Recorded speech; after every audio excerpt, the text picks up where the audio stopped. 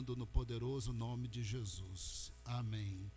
O Senhor Jesus venceu todas as tentações. Ele é uma pessoa muito singular, porque ele é um com o Pai e com o Espírito Santo, e o Trino Deus criou todas as coisas. A palavra de Deus deixa bem claro que Jesus é criador de todas as coisas, porque o Pai, o Filho e o Espírito Santo criaram todas as coisas. Até o diabo foi criado por eles, que era até então um arcanjo que assistia diante de Deus, e os demônios, que são os anjos caídos, que se separaram do Senhor, também foram criados por ele. Não tem nada que não tenha sido criado pelo Pai, pelo Filho e pelo Espírito Santo. Preanunciado pelos profetas, ele se tornou 100% homem, mas sem o pecado original, e por isso que ele é o Cordeiro de Deus que tira o pecado do mundo. Mas como homem ele foi tentado absolutamente em tudo, mas ele venceu todas as tentações e morreu naquela cruz sem pecado por nós. E porque ele sabe o que é sofrer, o que é ser tentado, ele se compadece de nós com misericórdia, se nós buscarmos a face do Senhor. Eu até sugiro que nós façamos uma listinha do que nós estamos precisando de operação de Deus e de misericórdia. Isso. E nós devemos entrar na presença de Deus, sabendo que Ele é misericordioso e vai atender a nossa oração. Recentemente, eu não vou entrar na lista porque é longa, de repente na madrugada eu falei: que orações Deus respondeu ao longo da minha vida? A começar pela minha conversão, que foi uma oração respondida, e eu fui lembrando. Você quer saber, inúmeras dessas orações eu orei mentalmente uma vez só, eu nem orei muitas vezes, e eu fui lembrando. O Senhor é misericordioso e ouve as nossas orações. Até o caso da Luana, que é o clamor da igreja, e no clamor de nossa oração mostra que o Senhor é misericordioso. Mas para falar da tentação de Jesus, especificamente ali no deserto, nós precisamos fazer 5 esclarecimentos. Primeiro esclarecimento: olha, não estamos exaltando o diabo, mas não presume que ele é idiota. Ele foi criado como arcanjo, ele é muito inteligente, independente de qualquer coisa, ele é muito inteligente.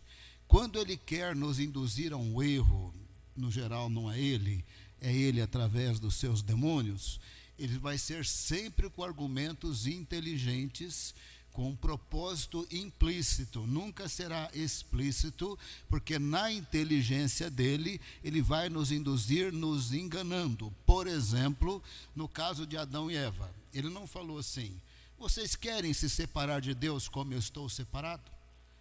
Vocês querem estar debaixo da minha autoridade? Vocês querem morrer espiritualmente e fisicamente? Ele não fez essa proposta. Ele falou: vocês não querem ser iguais a Deus? E por isso desobedeçam, e aí por consequência eles morreram fisicamente, espiritualmente, trouxeram maldição no planeta Terra e se distanciaram de Deus. Então ele os induziu com inteligência. Na tentação de Jesus no deserto, a despeito dos 2 primeiros diálogos, preste bem atenção, o propósito não era diretamente os diálogos, era o que estava implícito. O que estava implícito é: você não gostaria de estar submisso a mim, em vez de você estar submisso ao Pai na plenitude do Espírito? Era isso que ele estava propondo. Mas ele não propôs de maneira direta assim, porque na inteligência dele, ele propõe alguma coisa que, se você comprar a ideia, você se separará de Deus, estará submisso a ele, mas ele não faz a proposta direta. E Jesus também respondeu. Se você parar para pensar, implicitamente ele estava respondendo a colocação implícita do diabo. Ele estava dizendo: não, eu vou continuar submisso ao Pai. Eu desci do céu não para fazer a minha própria vontade, mas a vontade daquele que me enviou. A minha comida é fazer a vontade daquele que me enviou.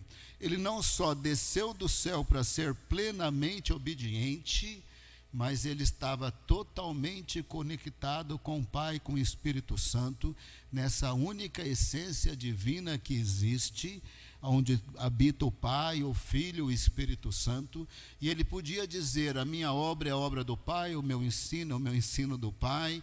Ele podia dizer que ele tinha poder, mas que ele só fazia aquilo que o Pai estava fazendo. Ele fazia junto com o Pai, nunca independente do Pai, na plenitude do Espírito Santo. Por favor, não se engane, Jesus tinha poder e ele tem poder. Ele deixou isso bem claro. Ele disse: ninguém tira a minha vida, eu a dou e eu a tomo de volta. Ele tem poder. Ele também disse que quem cresce nele, ainda que morresse, viveria, ressuscitaria dos mortos, porque ele tem poder. Que as pessoas viam que ele tinha poder para curar cegos, surdos, mudos, paralíticos, expulsar demônios, isso era visível. O que as pessoas não viam, que sendo um com o Pai, com o Espírito Santo, ele tinha poder de perdoar pecados somente como Deus pode perdoar pecado das pessoas. Eu posso perdoar uma outra pessoa que me ofendeu, mas eu não posso perdoar, e ninguém pode perdoar, os pecados das pessoas para que elas tenham vida eterna.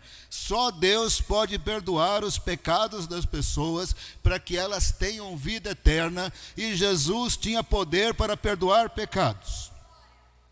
Quando o paralítico desceu telhado abaixo, ali em Cafarnaum, na casa onde ele estava ensinando, estava lotado de pessoas, ele disse assim: os seus pecados estão perdoados. Como assim? Isso é uma blasfêmia. Só Deus pode perdoar pecados. Para que vocês saibam que o Filho do Homem tem autoridade na terra para perdoar pecados, levanta e anda. E aquele paralítico se levantou na mesma hora e andou. Ele tem poder. João 5, ele deixou claro que ele tem poder.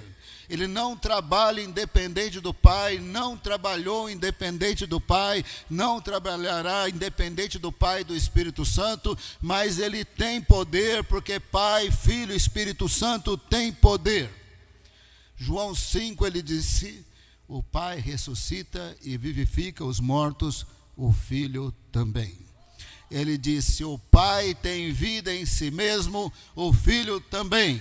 Mas ele esclareceu: só que eu não faço nada sozinho, eu só faço o que eu vejo ele fazendo, dada a unidade do Pai, do Filho e do Espírito Santo. Então Jesus tem poder. Pronto e acabou. Jesus tem poder sobre o diabo, ele sempre teve poder sobre o diabo. Ele tem poder sobre os demônios, ele sempre teve poder sobre os demônios. O Senhor não tem problema nenhum de poder. Ele é o Senhor nos céus e na terra. Mas ele se humilhou no tempo e no espaço. Ele se tornou homem. Ele podia ser tentado em tudo e não pecou. Ele se humilhou, ele foi obediente até a morte e morte de cruz. E ali na tentação do deserto, de uma maneira implícita, inicialmente Jesus estava dizendo: não, eu não serei submisso a você. Eu continuo em plena unidade com o Pai, com o Espírito Santo, submisso ao Pai, fazendo e agindo, pensando e falando em total comunhão com o Pai, e a sua proposta, diabo, eu não aceito. Esse é o primeiro esclarecimento. O diabo, de maneira inteligente, inicialmente estava propondo que ele fosse submisso ao diabo. Ele deixou claro implicitamente, as respostas dele também tinham significado implícito: eu continuo em plena comunhão com o Pai. Na terceira vez o diabo foi explícito, Jesus responde mais uma vez e o mandou embora, e a hora que o mandou embora, ele saiu na mesma hora, porque o Senhor Jesus sempre teve autoridade sobre a criação. Primeiro esclarecimento é: o diabo queria que Jesus se tornasse submisso a ele, mas essa ideia não deu certo, de maneira implícita inicialmente e depois de maneira explícita. O segundo esclarecimento que eu quero fazer é: em nenhum momento da sua vida pense em fazer um jejum de 40 dias. Não faça jejum de 40 dias. Vou te explicar por quê. Somente 2 pessoas na Bíblia fizeram um jejum de 40 dias de maneira muito milagrosa. Moisés subiu no Monte Horebe, o Monte Horebe estava tremendo da presença e da glória de Deus, e ali ele ficou 40 dias sem comer, e desceu, tinha força ainda para quebrar as tábuas, isso é sobrenatural, repreender Arão e todo mundo, subiu de novo e fez outro jejum de 40 dias, totalmente envolto na presença de Deus, e Êxodo 34, 28 diz que ele nem água bebeu. Gente, isso é totalmente milagroso. Quando a pessoa fica 40 dias sem comer, ela emagrece que nem as pessoas no campo de concentração da Segunda Guerra Mundial. Ele vira pele e osso. Ele tem que beber água, senão ele morre. A gente pode ficar 40 dias sem comer, virar um esqueleto de pele e osso e não morrer. A partir de 40 dias, o corpo vai consumir as células vivas do corpo e a pessoa morrerá de fome entre 50 a 65 dias sem comer. Até 40 dias ele emagrece um palito, mas não está morrendo de fome. Mas depois de 40 dias, o estômago não sabe mais o que é trabalhar como estômago, o intestino não sabe mais. Essa pessoa vai ter que parar lá no PA, tomar soro, e vai ter que tomar umas papinhas devagarzinho, a cada hora um pouquinho, a cada hora um pouquinho, até a normalizar. Isso vai dar um trabalho, uma dor de cabeça muito grande. O jejum de 40 dias de Moisés foi totalmente sobrenatural. O do Senhor Jesus também foi, ele bebeu água, mas também foi sobrenatural. Não dá para você tirar base nisso. Na Bíblia, só 2 pessoas jejuaram 40 dias, Moisés e Jesus. Abraão não jejuou, Josué não jejuou, Jacó e Isaac também não jejuaram, nenhum dos profetas, Isaías, Daniel, Ezequiel, nenhum dos apóstolos. Isso é uma coisa muito singular e muito sobrenatural. Teria que ter uma direção muito clara de Deus para fazer um jejum desse. Infelizmente, ao longo da história, uma pessoa ou outra desavisada e menos orientada resolveu: vou fazer um jejum de 40 dias. Como é que você fica 40 dias sem comer, irmão? Quem que vai fazer compra no mercado? Quem que vai limpar a casa? Quem que vai pegar as crianças na escola? Você está virando aquele esqueleto humano sem força nenhuma. Como é que você vai ficar 40 dias sem comer? Mas algumas pessoas falaram: vou ficar 40 dias sem comer. Em algum momento ao longo desses dias, por falta de certas substâncias, nutrientes no cérebro, a pessoa perdeu as faculdades mentais. Não falava mais nada com nada e ficou falando nada com nada até morrer, porque resolveu fazer um jejum de 40 dias, não estando envolto na presença de Deus. 5 esclarecimentos. O diabo queria que Jesus se submetesse a ele. Vamos voltar a isso. Evidentemente que não aconteceu. Não fazer jejum de 40 dias de forma alguma, porque teria que você estar nesse mover de Deus, da glória de Deus, de Jesus no deserto e de Moisés no Monte Horebe. Não fazer jejum para aparecer. O Senhor Jesus deixou claro que quando nós orássemos, a nossa vida pessoal de oração, ela tem que ter uma dimensão particular entre nós e Deus. Também oramos na igreja, também oramos na vigília, mas a nossa vida devocional é uma coisa entre nós e Deus. Tu, porém, quando orares, entra no teu quarto e fechada a porta, orarás ao teu pai que te vê em secreto, e teu pai te recompensará. O Senhor Jesus proibiu vida de oração para aparecimento público.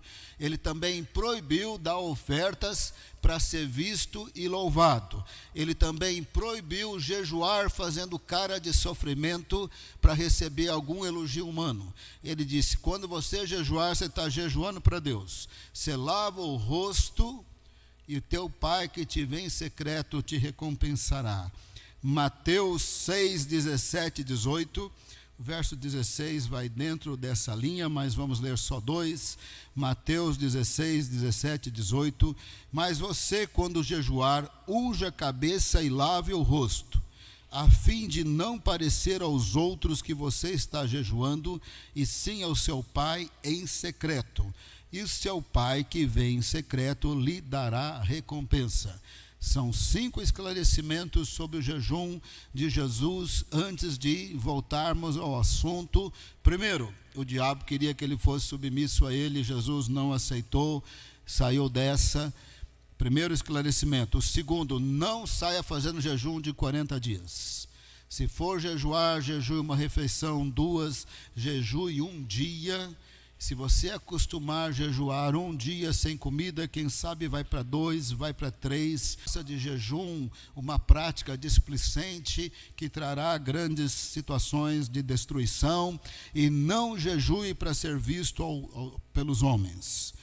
O quarto esclarecimento, Deus não tenta ninguém. Tiago 1,13. Deus não é tentado pelo mal. Não tem o que você vai fazer para conseguir fazer Deus pecar. Não sei o que você vai fazer, não vai acontecer. Ele não é tentado pelo mal e ele não tenta ninguém. Tiago 1,13. Ninguém ao ser tentado diga, sou tentado por Deus. Porque Deus não pode ser tentado pelo mal e ele mesmo não tenta ninguém. Deus não é tentador. Deus não tenta ninguém para o mal. Quem tenta são os demônios. Deus pode até permitir. A palavra tentação, lá no original, no hebraico e no grego, tem esse sentido de tentação e provação. Deus pode permitir uma provação, mas ele nunca vai tentar ninguém para o mal. Ele não é tentador. Ele pode até permitir que um demônio tente, mas ele não tentará ninguém. Deus não tenta ninguém para o mal. Quinto esclarecimento, rapidamente. O primeiro, o diabo queria que Jesus fosse submisso a ele, não deu certo. O segundo esclarecimento, não fazer jejum de 40 dias. Terceiro esclarecimento, não fazer jejum para aparecer. Quarto esclarecimento, Deus não tenta ninguém. E quinto esclarecimento, importantíssimo, não teve um dia, não teve um segundo que Jesus não teve autoridade sobre o diabo e os demônios. Eles estão no planeta Terra porque Deus os mandou para o planeta Terra. Eles moram aqui porque Deus diz que é aqui que eles vão morar. Eles não moram debaixo da terra. E eles serão lançados no lago de fogo, com uma possibilidade de que a terra estava sem forma e vazia, lá no começo de Gênesis, porque quando Deus mandou essa turma para morar aqui, eles fizeram talvez uma bagunça, talvez sim, talvez não temos plena certeza, mas eles moram no planeta Terra, eles não moram em nenhum outro lugar, eles estão aqui debaixo da autoridade do Senhor. Alguns demônios Deus amarrou lá no mundo espiritual, num lugar que a Bíblia chama de abismo, de tão horríveis que eles são. E no livro de Apocalipse diz que num determinado momento, conforme os últimos tempos vão chegando ao fim, esses demônios amarrados, que são horríveis e terríveis, sairão do abismo. Mas eles estão no abismo debaixo da autoridade do Senhor, e toda essa turma ruim está aqui no planeta Terra, debaixo da autoridade do Senhor. O mundo espiritual sabe quem é Jesus. Ele é criador dos céus e da terra, porque Pai, Filho e Espírito Santo criou todas as coisas. O mundo espiritual não tem dúvida nenhuma quem é Jesus e não tem dificuldade nenhuma de obedecê-lo. De forma alguma o mundo espiritual se submete a Jesus. Ele não precisava, esse é o ponto importantíssimo aqui, ele não precisava derrotar principados e potestades na cruz, o que ele derrotou, para ter autoridade sobre eles. Ele derrotou o principado e potestades na cruz por nós, porque ele estava morrendo por nós e para nós, para que nós não estivéssemos sujeitos ao mundo das trevas. Ele derrotou principados e potestades na cruz do Calvário por nós, quando morreu pelos nossos pecados. Para nós, porque agora, perdoados pelo sangue de Cristo, temos vida eterna e não estamos sujeitos aos demônios. Em Cristo Jesus inverteu: em meu nome expelirão demônios, em meu nome expulsarão demônios, porque agora nós estamos em Cristo. A vitória de Jesus na cruz do Calvário foi por nós e para nós. Não foi vitória para ele, ele já era vitorioso. Ele já tinha toda a autoridade sobre demônios. Ali em Cafarnaum, ele foi na sinagoga, e Jesus gostava de sinagoga, viu, irmão? Ele não era dessinagogado, ele frequentava a sinagoga. Nós estamos nos dias dos desigrejados, mas Jesus ia na sinagoga todo sábado. E os apóstolos fundaram igrejas à semelhança das sinagogas. Ele não era dessinagogado, dava sábado, ele estava na sinagoga. Entrou um demônio lá, Lucas 4:34. Lucas 4:34. O que você quer conosco, Jesus Nazareno? Você veio para nos destruir? Sim, para destruir o pecado, o diabo e a morte. É para isso que ele veio. O que você quer conosco, Jesus Nazareno? Você veio para nos destruir? Sei muito bem quem você é, o Santo de Deus. Verso 35. Mas Jesus o repreendeu, dizendo: cale-se e saia desse homem. O demônio, depois de ter o jogado no chão, no meio de todos, saiu daquele homem sem lhe fazer mal. Os demônios sempre sabem quem é Jesus. O que você quer conosco? Possivelmente tinha mais de um demônio naquele endemoniado. O que o Senhor quer conosco, Jesus Nazareno? Você veio para nos destruir? Eu sei que você é o Santo de Deus. Ele realmente é o Santo de Deus. Ele é o único Santo de Deus da história. Ele era santo quando ele estava na Trindade sem se tornar homem. Ele era santo quando ele se tornou homem em plena comunhão com o Pai, com o Espírito Santo na Trindade. Ele é o único santo de Deus na história. A palavra do Senhor diz que todos pecaram, até Adão e Eva, que nasceram sem pecado, foram criados sem pecado, depois pecaram. Todos pecaram, significa que não tem um santo na história que não seja o Senhor Jesus. O Cordeiro de Deus imaculado que tira o pecado do mundo. O único santo é Jesus, lavados no sangue dele. Aí nós somos santificados pelo sangue dele. Aí somos declarados justos, porque pelo sangue dele há perdão de pecados. Aí nos tornamos filhos de Deus por adoção, pela obra redentora de Jesus. Nós somos os santos do Senhor, pois o sangue de Jesus nos purifica de todo pecado, e não importa quão pecador foi uma pessoa. Tem pessoas que eu nem vou falar para você, que até nós crentes pensamos assim: esse tem que ir para o inferno. Mas eu preciso dizer para você que aonde abundou o pecado, superabundou a graça de Deus. Não importa o pecador. Se Hitler tivesse se convertido, o sangue de Jesus tinha poder para salvá-lo, depois de matar milhões de pessoas. Não tem limite para o perdão de Deus através da obra redentora do Senhor Jesus. Ele é o Santo de Deus. E os demônios sabiam, a sociedade ao redor não sabia, o mundo não sabia, as culturas não sabiam, o sinédrio não sabia, os irmãos e irmãs de Jesus não sabiam, os demônios sabiam e se submetiam a Jesus. Ele sempre teve autoridade sobre o diabo e sobre as trevas. Numa certa ocasião, ele pega o barco no lago de Genezaré, também chamado Mar da Galileia, também chamado Mar de Tiberíades. esse lago de água doce ali na Galileia, onde ele morou às margens deste lago, na cidade de Cafarnaum, mas andou muito também. Jesus não parava em casa não, irmão, rodava para tudo quanto é canto. Mas ele tinha uma casa em Cafarnaum, ou alugada ou comprada, não sabemos. E ali ele pega o barco e ele vai para o outro lado do lago, ele chega na terra dos Gadarenos. Havia 2 homens endemoniados, que o texto diz que Jesus, ao perguntar o nome, eles responderam, os demônios, legião, porque eram muitos. Esses homens terrivelmente endemoniados, vai saber o que eles fizeram, vai saber que cerimônia satânica eles fizeram, vai saber que encrenca do mal e das trevas eles fizeram, que eles ficaram endemoniados, totalmente endemoniados, por centenas de demônios ou milhares de demônios, pois uma legião no Império Romano tinha de 3.000 a 5.000 soldados, outros falam 6.000 soldados, era demônio para burro. Era demônio demais, não precisava ser literal, 3.000, 5.000, 6.000, mas ao responderem legião, quis dizer muitos demônios.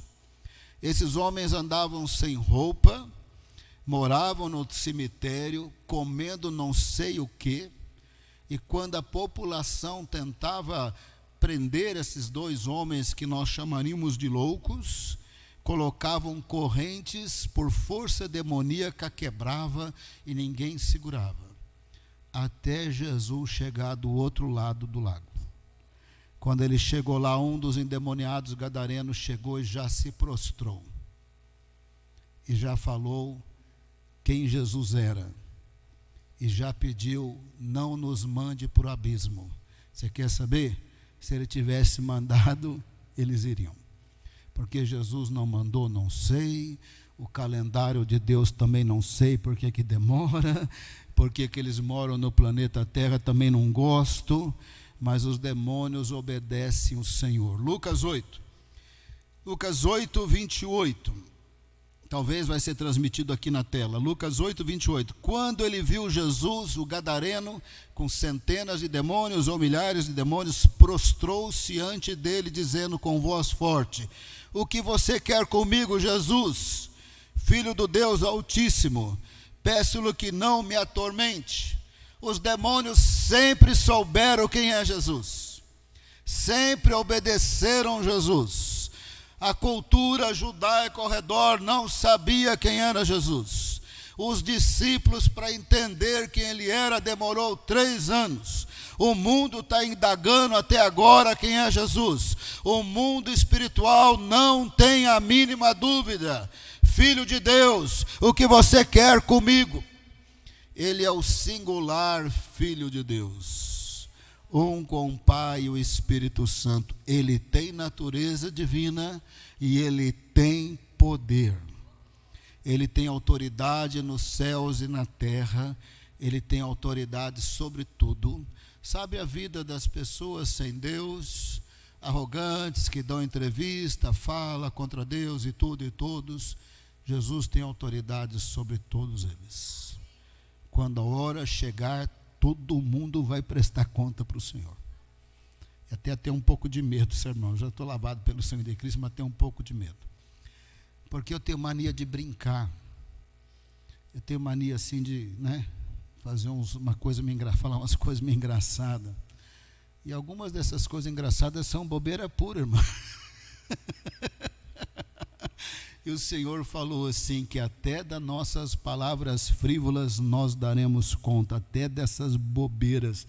Quando eu li isso na Bíblia, o Espírito Santo me deu aquela convicção. Falei, Senhor, já perdi a conta, porque até de onde eu me lembro, já saiu muita bobeira dessa boca. Pelo amor, Senhor, misericórdia, me lava pelo sangue de Cristo.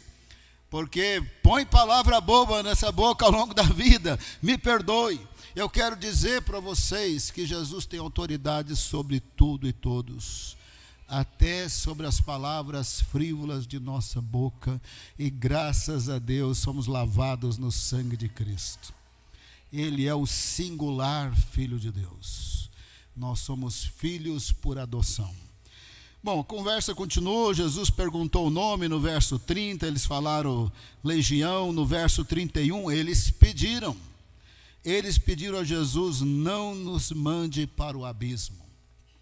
E Jesus atendeu. Não quero aqui explicar Jesus e nem entrar nos detalhes disso. Eu teria mandado todo mundo para o abismo. E depois para os quintos dos infernos, assim, sem medo nenhum. Mas o Senhor não mandou eles para o abismo. Permitiu que eles entrassem nos porcos, e nem precisamos entrar nos detalhes deste texto. Aqui é outro texto que mostra que Jesus sempre teve autoridade sobre os demônios e sobre o diabo. Ele os venceu, triunfando sobre eles, Colossenses 2, sobre principados e potestades na cruz, por nós e para nós. Ele não os venceu por ele não precisava vencê-los por ele.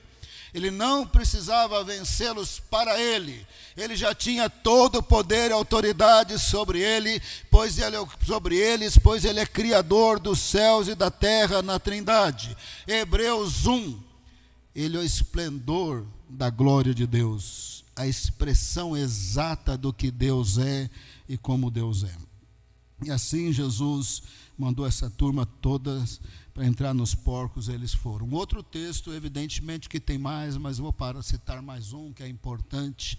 Os 70 voltam, Lucas 10. Estavam evangelizando, declarando o reino de Deus, fazendo milagres, porque Jesus havia delegado a autoridade, e de repente eles expulsaram demônios. Lucas 10, 17, então os 70 voltaram cheios de alegria. Lucas 10, 17, voltaram com grande alegria, cheios de alegria, dizendo: Senhor, em seu nome, os próprios demônios se submetem a nós. Presta bem atenção, ele tem autoridade, ele sempre teve autoridade. Quem tem autoridade sobre as trevas, presta bem atenção, quem tem autoridade é Jesus. Ele que tem autoridade. Quando nós temos autoridade, porque agora nós temos autoridade delegada. Ele delegou aos 70, e aí eles foram, e no nome dele, eles falaram assim: no nome do Senhor, eles se submetem a nós. É autoridade delegada. No nome do Senhor, eles se submeteram. Quando ele falou: em meu nome expelirão demônios, para nós que somos a igreja, ele tem autoridade. E os demônios se submetem quando nós expulsamos, porque nós estamos exercendo autoridade delegada. É no nome de Jesus, que tem todo o poder, tem toda a autoridade. Para que isso não fique em dúvida, o verso 19 é bem claro. Lucas 10, 19. Eis que eu dei a vocês autoridade. Então eles tinham autoridade delegada. Nós temos autoridade delegada. Em meu nome expelirão demônios. Quem é o Senhor é Jesus. Lavados no sangue de Cristo, nós somos do Senhor. E enviados pelo Senhor, fazemos discípulos.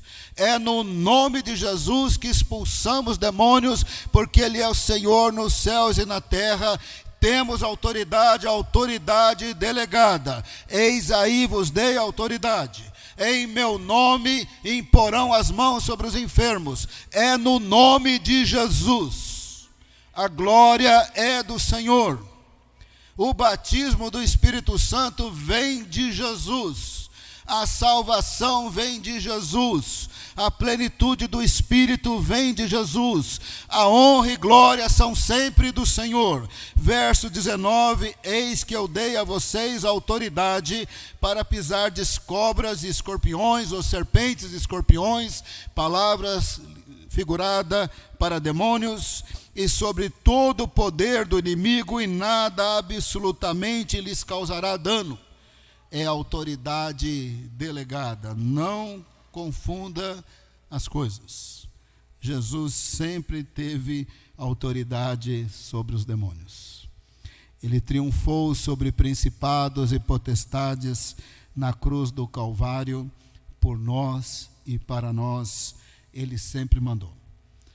Chegamos agora na tentação do deserto. Não pense que encontrou lá dois poderes equivalentes. 50% para um, 50% para o outro. Não. Mesmo naquele momento, Jesus tinha toda a autoridade. A hora que chegou a hora, ele mandou o demônio embora, o diabo embora, e ele zarpou na mesma hora. Não pense. Por permissão de Deus, ele chegou naquele momento, no finalzinho do jejum. Irmãos, sem medo de errar. Jesus estava pele e osso, sem medo de errar. Estava bem enfraquecido, era hora de entregar o jejum. Não dava mais.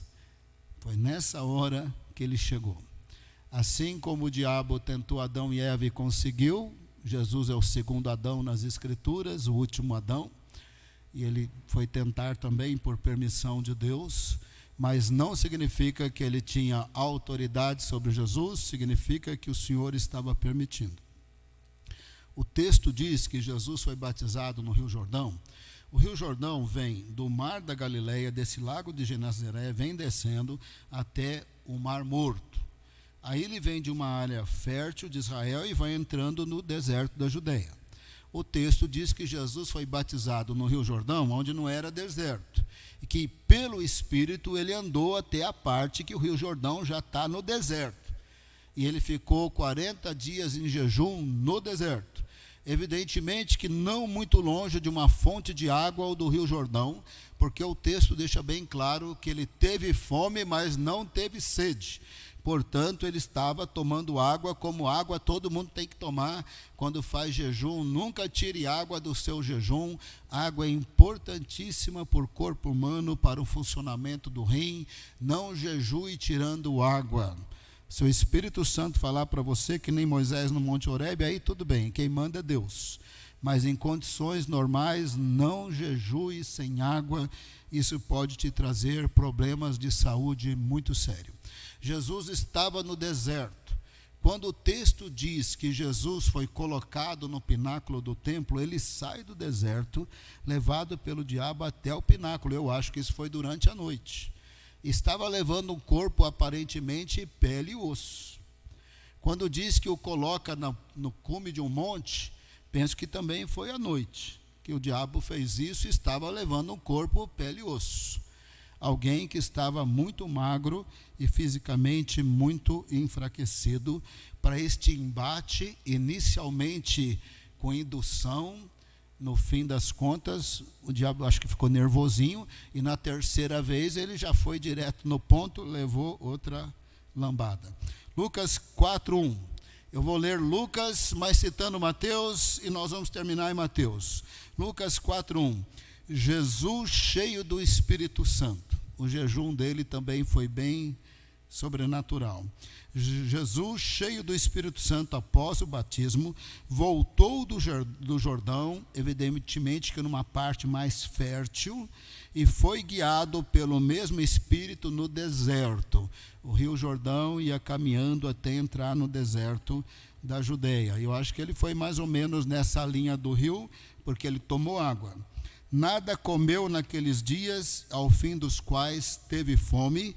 Não teve sede, porque estava bebendo água. Verso 3, então o diabo disse a Jesus, se você é o Filho de Deus, ele sabia que ele era o Filho de Deus, mande que esta pedra se transforme em pão.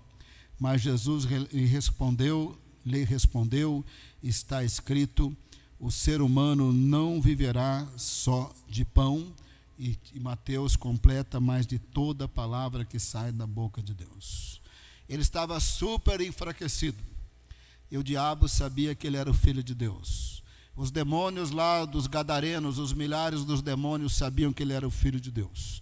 Então a questão aqui é que no diabo não estava em dúvida, ele sabia.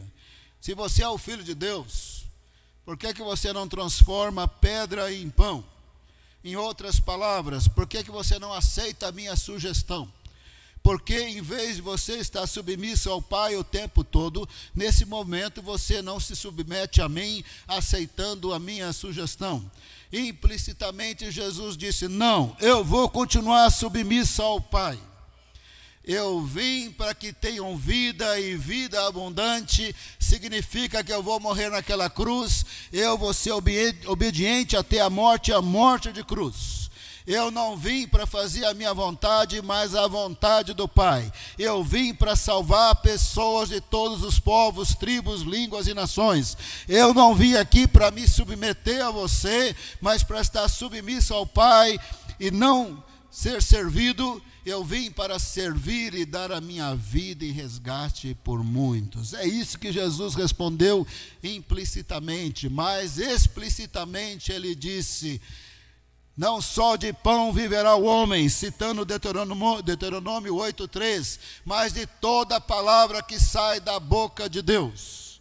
Ali em Deuteronômio 8 está escrito: ele humilhou vocês, 8:3.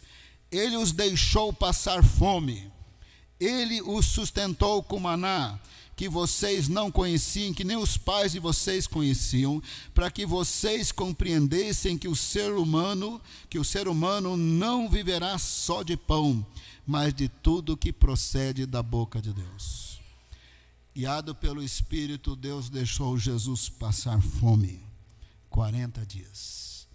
Para que ficasse claro nessa tentação que ele ia viver o que está escrito no texto. Não só de pão viverá o homem, mas de toda a palavra de Deus. E continuou plenamente submisso ao Pai, na plenitude do Espírito Santo, até a hora de acabar. Mas se tinha uma hora que ia dar uma vontade dele usar o poder dele e fazer um churrasquinho e pegar a pedra e virar pão, era essa hora.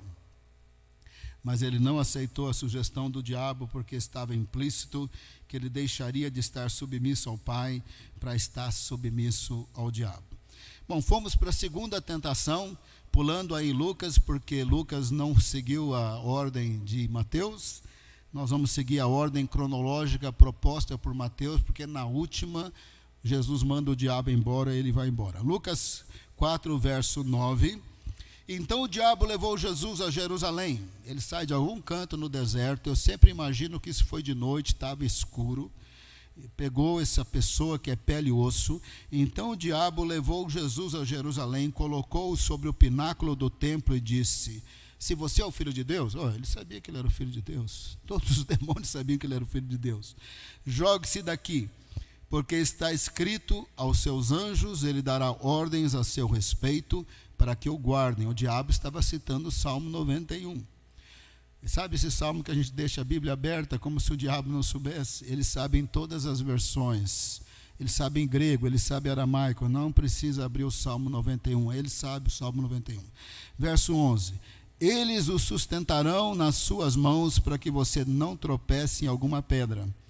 Jesus respondeu ao diabo: também foi dito: não ponha à prova o Senhor seu Deus. Tendo concluído todas as tentações, o diabo afastou-se de Jesus até o momento oportuno. O diabo, muito esperto.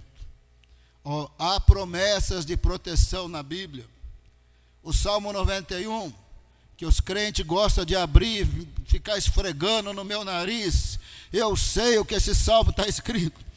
Esse é um salmo de proteção. Então você, que é o Filho de Deus, pula de cabeça aí. Ele vai dar ordem aos anjos, ele vai te segurar. Se Jesus aceitasse isso, implicitamente ele estava se submetendo ao diabo e não ao Pai. Infelizmente tem crentes fazendo isso. No começo da pandemia, o que eu mais ouvia, que eu mais recebia no meu WhatsApp: ele dará ordem aos teus anjos, e praga nenhuma vai chegar na minha tenda. Os crentes me mandavam isso. Eu mandava lá uns comunicados: irmão, olha a pandemia, tem um decreto. Irmão, praga nenhuma, pastor, não precisa esquentar a cabeça. Ou seja, tem promessas de proteção, eu estou pouco ligando. Alguns crentes, por causa da promessa de proteção, diziam: não vou pôr máscara, eu não vou fazer distanciamento social, eu não estou nem aí. O primeiro sermão que eu preguei no início da pandemia foi aqui de manhã, quando a igreja fica bem vazia, mas mandei link para todo mundo. Foi baseado no Salmo 91, para dizer para os crentes que, apesar das promessas de proteção, Nós não podemos colocar o Senhor à prova. Não tentarás o Senhor seu Deus. Como está em Deuteronômio 6,16. Não coloque o Senhor à prova. Não é porque eu tenho promessa de proteção que eu vou na ponte pular de cabeça. Não é porque eu tenho promessa de proteção que eu vou guiar o carro de olho fechado. Não é porque eu tenho promessa de proteção que eu não vou pôr o cinto de segurança. Não é porque eu tenho promessa de proteção que eu vou no bairro perigoso. A gente tem que saber onde a gente vai e que horas que nós vamos. Então o diabo estava dizendo, tem promessa de proteção no Salmo 91, pula de cabeça. E se Jesus fosse ouvir, implicitamente ele estaria se submetendo ao diabo. Ele sempre rejeitou essa proposta. Eu desci do céu não para fazer a minha vontade e nem a vontade do diabo, mas a vontade daquele que me enviou. Ele respondeu, baseado em Deuteronômio 6,16, não tentarás o Senhor seu Deus. Vamos para a terceira tentação.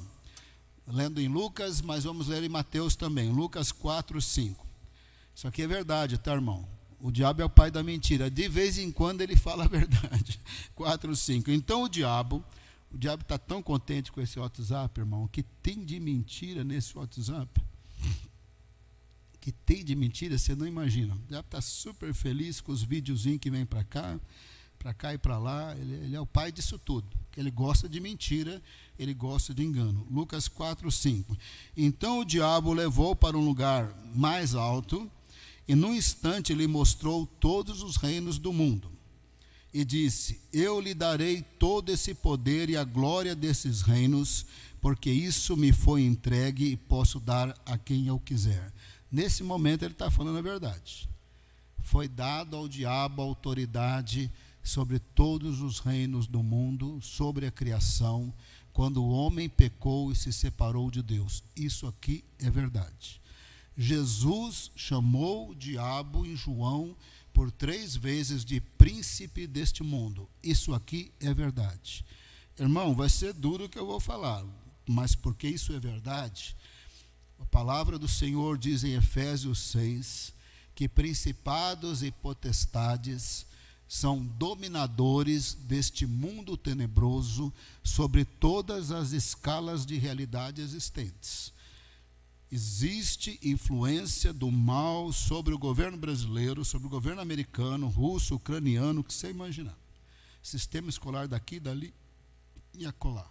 Porque a palavra do Senhor diz que ele é o príncipe deste mundo, e este mundo jaz no maligno. A palavra do Senhor diz que o reino de Deus está neste mundo, crescendo como semente de mostarda, vai subjugar isso tudo quando Jesus voltar. Mas por ora não subjugou, por ora não jogou no lago de fogo, por ora é verdade, ele tem autoridade sobre todos os reinos, sobre todos os estados, sobre todos os governos. Lá uma tribuzinha ali na Amazônia com só 100 pessoas e tem um cacique, ele manda ali também. Ele tem principados e potestades exercendo o domínio deste mundo tenebroso. Agora ele não está com jogada implícita. Agora ele está jogando direto. Ele ficou nervoso. Ficou nervoso. Nessa terceira vez ele ficou nervoso. Eu lhe darei todo esse poder e a glória desses reinos, porque isto me foi entregue e posso dar a quem eu quiser. Verso 7. Portanto, se você me adorar, agora não é implícito. Se agora você se submeter a mim, portanto, se você me adorar, tudo isso será seu. Mas Jesus respondeu, está escrito, adore o Senhor seu Deus e preste culto somente a Ele. Essa ideia aparece inúmeras vezes. Mas para citar somente uma, ali nos 10 mandamentos. Não terás outros deuses diante de ti. Não farás para ti imagem de escultura. É só um dos textos. Está por toda parte. Adore somente o Senhor. Está por toda parte. Nessa hora o diabo ficou nervosinho, não fez proposta implícita, falou diretamente. Jesus se posicionou à luz das Escrituras em plena submissão ao Pai, no poder do Espírito Santo. Em seguida ele mandou o diabo embora, ele fez a malinha e saiu na mesma hora. Vamos ler em Mateus 4:8 em diante, 4:8-11, já estou terminando. 4:8. O diabo ainda levou Jesus ao monte muito alto, mostrou-lhe todos os reinos do mundo e a glória deles, e disse: tudo isto lhe darei se prostrado você me adorar. Verso 10. Então Jesus lhe ordenou: vá embora, Satanás, porque está escrito: adore o Senhor seu Deus e preste culto somente a ele. Com isto o diabo deixou Jesus, e eis que vieram anjos e o serviram. Você viu que a hora que Jesus falou: vai embora, ele foi embora? Ele não fez showzinho com Jesus, não. Daqui não sai, daqui não sai. Jesus sempre teve autoridade sobre o diabo e sobre os demônios. O mundo espiritual não tem dúvida quem é Jesus. Quem tem dúvida é este mundo sem Deus. E às vezes os crentes também não sabem direito quem é Jesus, e temos que mostrar na Bíblia, temos que ensinar, mas o mundo espiritual não tem nenhuma dúvida, eles sabem quem é Jesus. Quando Jesus mandou embora, o diabo foi embora, e os anjos vieram servir. Eu imagino que essa saída do jejum de 40 dias exigiu os anjos do Senhor. Sabe aquele alimento que Deus deu para Elias, através de um milagre lá de um anjo? Eu acho que aí o Senhor deu um monte de nutrientes, porque agora o corpo dele tinha que voltar à normalidade, por ter ficado 40 dias sem comer. E aí os anjos o serviram até que ele podia se levantar e andar, estar forte o suficiente para viajar e começar o seu ministério na Galileia. Bom, os 5 esclarecimentos é para ninguém aloprar e sair fazendo jejum de 40 dias. Primeiro esclarecimento: o diabo queria que Jesus se submetesse a ele com maneira muito inteligente, inicialmente não deu certo. O segundo esclarecimento deixa eu aqui olhar nas minhas folhas. O primeiro esclarecimento é: o diabo queria que Jesus se submetesse a ele. O segundo é: não faça jejum de 40 dias. O terceiro é: não faça jejum para aparecer. O quarto esclarecimento: Deus não tenta ninguém. O quinto esclarecimento: Jesus sempre teve autoridade e poder sobre as trevas. Só que ele venceu todas as tentações. Venceu como homem, em plena santidade, plena comunhão com o Pai e com o Espírito Santo. Ele foi obediente até a morte, morte de cruz. Significa o quê? Ele pode ser misericordioso. Ele tem compaixão. Nós podemos fazer a listinha: eu preciso da misericórdia do Senhor nesse ponto, naquele ponto. E a gente pode entrar na presença de Deus. Hebreus 4:15-16, para nós iniciarmos nosso período de oração naquilo que estamos precisando de misericórdia. Hebreus 4:15-16. Porque não temos sumo sacerdote aí na Trindade, à direita de Deus Pai, Jesus, que não possa se compadecer das nossas fraquezas. Pelo contrário, ele foi tentado em todas as coisas, à nossa semelhança, mas sem pecado. Portanto, aproximemo-nos do trono da graça com confiança, a fim de recebermos misericórdia e encontrarmos graça para ajuda em momento oportuno. Irmãos, está escrito: Jesus venceu todas as tentações, sabe o que é ser tentado, sabe o que é sofrer. Nós podemos entrar diante da presença de Deus com uma listinha: eu preciso de misericórdia aqui, para encontrar misericórdia em ocasião oportuna e graça de Deus. Será que nós aqui estamos precisando da misericórdia do Senhor? Amém. Lembra quem é Jesus. Aqui não tem um pastor poderoso e nem um ministério poderoso. Aqui nós estamos falando de Jesus. Ele é o Senhor nos céus e na terra. Nós estamos falando dele. Nós não estamos aqui exaltando o homem, nem poder de homem, nem nada de homem. Nós estamos falando quem é Jesus.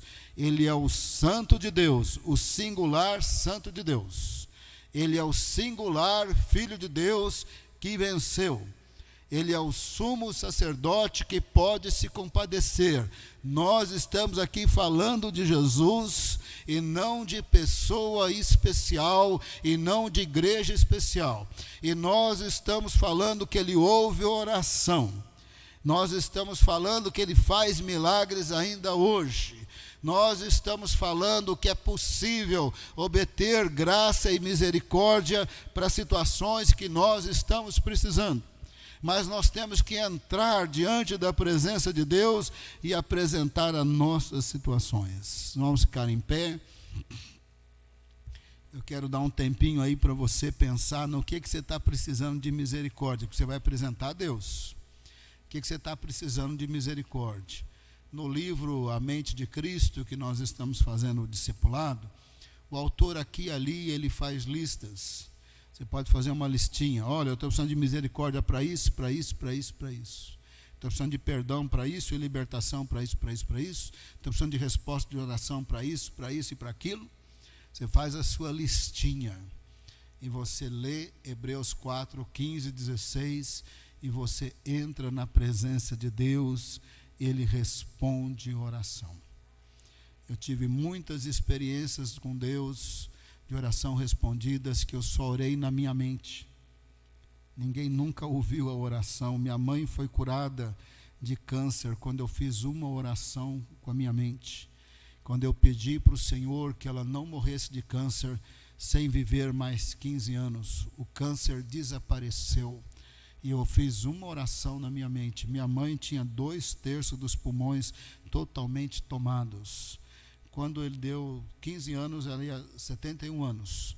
Eu orei, ela teve câncer com 56, 15 anos, 71. Quando chegou em agosto do ano que ela ia fazer 71 anos, eu fiz uma oração com a minha mente. Senhor, os 15 anos estão... Ninguém sabia, meus irmãos, a Márcia, ninguém sabia. Eu orei a Deus. Falei, Senhor, está chegando os 15 anos. Eu não vou brigar com o Senhor, eu não vou discutir com o Senhor. Eu pedi 15 anos, negócio fechado. O Senhor cumpre a palavra do Senhor, eu cumpro a minha. Se chegou a hora do Senhor levar a minha mãe, quando ela voltar no médico, o câncer vai ter tomado e é hora dela ir. Orei em agosto, ela foi em novembro, ela fazia aniversário 18 de novembro, ela fez 71 anos em novembro. Ela foi para o médico, o câncer tinha tomado tudo, e o médico falou para minha irmã, olha, ela não passa de março. Ela morreu 29 de março, quando eu fiz 40 anos de idade. Morreu no dia do meu aniversário. Todo mundo, agora você vai lembrar pro resto da sua vida que sua mãe morreu no dia do seu aniversário. Minha mãe morreu no dia do meu aniversário em resposta de oração e ela está na presença de Deus. Estou falando de 2 orações feitas em pensamento. E a minha conversão foi 6 horas conversando com Deus em pensamento. Muitas orações eu fiz em pensamento. Ninguém nem ouviu, ninguém nem sabia. No velório da minha mãe eu contei o testemunho, diante dos primos, de todo mundo que estava lá, de como Deus tinha acrescentado 15 anos. E ainda, no dia que ela morreu, eu dei uma volta no quarteirão, porque ela estava gemendo demais de dor. Falei, Senhor, não aguento mais, Senhor, o Senhor tem que levar, o Senhor tem que levar. Falei, ainda o Senhor tem que ainda dar uma experiência ali, que todos esses incrédulos da minha família vão ter que ter um testemunho. Minha mãe estava 2 dias, assim, com o pescoço assim, não conseguia se mexer, porque a morte de câncer vai dissolvendo o corpo humano. As células vão desfazendo, ela não conseguia se mexer. Antes de morrer, ela levantou o pescoço, que ela não se mexia, abriu os olhos, sorriu para todo mundo que estava ao redor da cama e morreu. E eles falavam assim, era uma expressão de paz, de alegria. Ela foi para a presença de Deus, como a gente tinha orado naquele quarto. Aí eu saí pelo quarteirão orando em pensamento. Irmãos, Jesus é sacerdote que tem misericórdia. Nós não estamos de brincadeira aqui, irmão. Nós estamos falando do Santo de Deus. Nós estamos falando do Filho de Deus. Nós estamos falando que o inferno inteiro se submete a Jesus. Nós estamos falando que a hora que Jesus fala, Satanás, vai embora, ele saiu da mesma hora. Nós estamos falando de alguém que venceu principados e potestades por nós e para nós na cruz. Nós estamos falando daquele que tem toda a autoridade, disse aí, eu vos dei autoridade para pisar de serpentes e escorpiões. Nós estamos falando daquele que disse, em meu nome imporão as mãos sobre os enfermos. Nós estamos falando de Jesus. Nós não estamos falando de métodos. Nós não estamos falando da fórmula da fé, da fórmula do poder. Nós estamos falando de Jesus. Agora não dá para entrar na presença de Jesus como sem vontade, porque Ele sabe todas as coisas. Ele sabe até das palavras frívolas de nossa boca. Não dá para fingir diante de Jesus. Não dá para fazer ceninha diante de Jesus. Desculpa. Não dá para sapatear de brincadeira. Não dá para sair andando de aviãozinho que nem nas igrejas por aí. Isso aí é brincadeira. Isso é brincadeira de crente. É brincadeira de ser pentecostal. Pentecostal é o povo de oração, de jejum, do sangue de Cristo que os purifica de todo pecado, que entra no trono de Deus com poder e com autoridade pelo Espírito Santo. Faz a sua listinha de misericórdia, porque nós vamos falar com Jesus agora, amém? Vamos falar com Jesus agora, amém? Aleluia, glória a Deus, aleluia. Amém, pode começar a orar.